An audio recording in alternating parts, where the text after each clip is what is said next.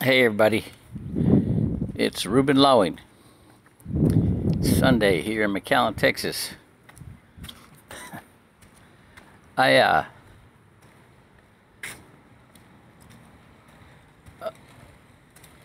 I got up this morning and I didn't run this morning.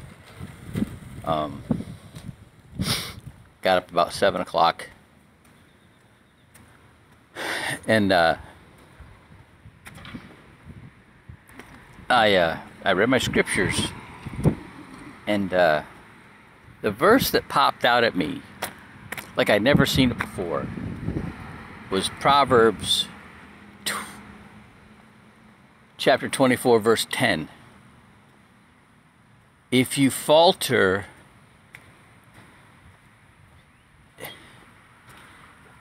in troubled times, how small is your strength? I'm like, okay, that's what stuck. So that's what I meditated on, right? And then I go to the early service, because I had things I wanted to do today, and the pastor's talking about your peace and the peace between your mind and your heart and with the Holy Spirit, because God is in charge. Okay, so no matter what's going on around you, you get in your bubble and you keep your cool, and because you know God's got this. All right, and then all of a sudden, my buddy, Hugo Cavallos from Ruben's Grocery, comes in and sits right next to me, right? And I'm like, what the, you know, he says, hey, I remember where your church is, right? And he says, you know, so he kidnaps me, and he takes me to this other church,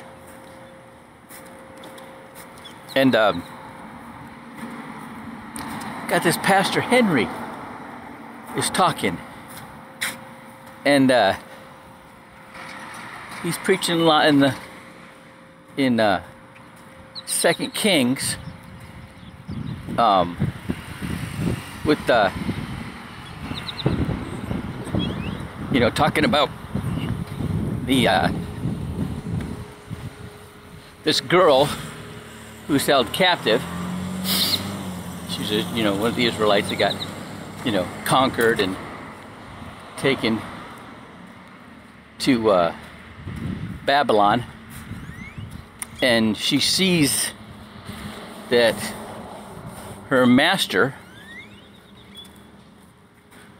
who's now she's property of, is sick, and she says that if he goes to see the prophet Samuel, he'll be healed. And then he delves right into the same message, that she had that peace, even though she's held captive in a strange land, you know, a slave, right? She had the peace of God, that God's in charge, and she refers her master, her keeper, to be healed. She didn't harbor resentment, or she offers what she's got, right? The knowledge of the prophet, and to heal the guy, right? And then this pastor talks about how at the exact same church we were at, and he wasn't a real believer, you know, some guy was really sick, and they they knew this guy who was a healer out of San Antonio. And they brought this healer to the church, or to McAllen, to heal this guy. And everybody's all excited, all right? And his brothers and sisters are all excited to go see this guy heal this guy who's really sick. And he doesn't really believe in it, right? And finally his father makes him go.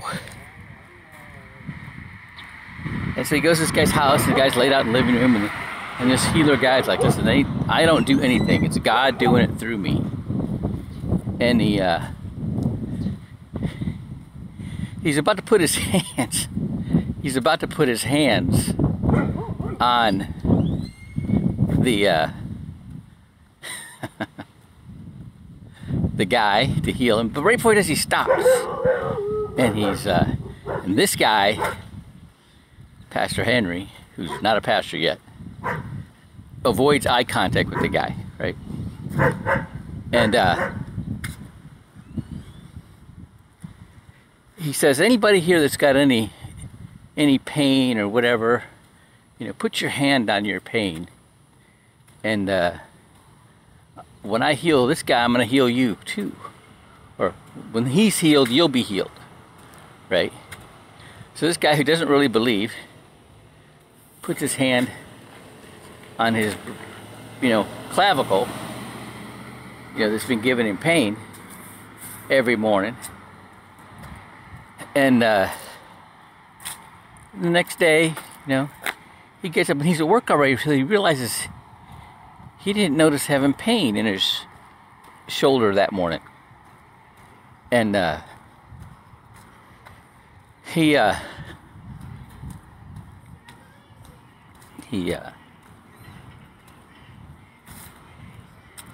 next morning he pays attention, and he realized his pain is gone.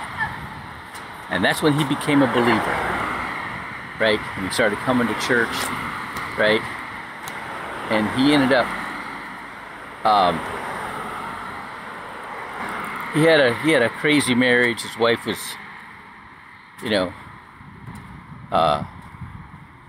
messing around on him, and he divorces her. And then he marries the pastor's daughter, and they were in love.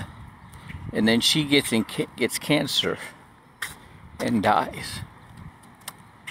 And the whole time he's looking right at me, right in the eyes, And after the service, he comes up to me, and he wanted to tell me that me looking at him helped him get through it was a spur of the moment message. So the pastor that was supposed to do the sermon wasn't there, wasn't going to be able to show up. So he had some old notes he took, and he pulled them out. That's what he gave the sermon on,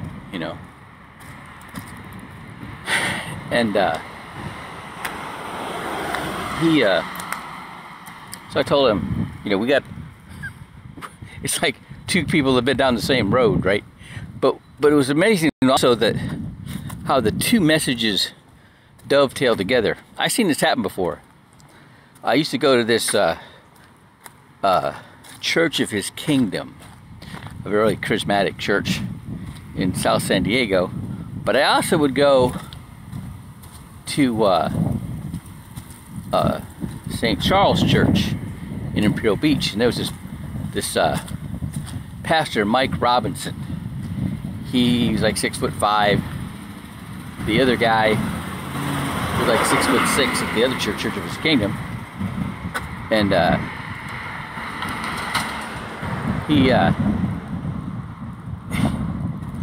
and it was always this guy, Pastor Mike. It's like every time he gave a homily, it's like what he was saying was like he'd been living in my back pocket, right? And then what was really interesting is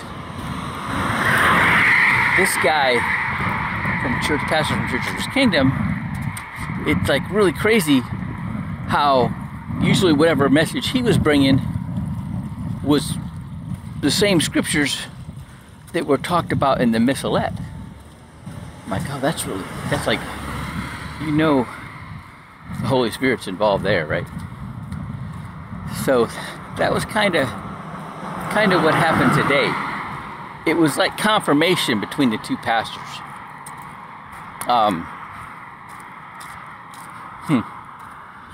Very interesting. You know, there's that commonality immediately with this guy, Pastor Henry. You know, I may be going to church, going to service twice on Sundays from now on. All right, have a great day.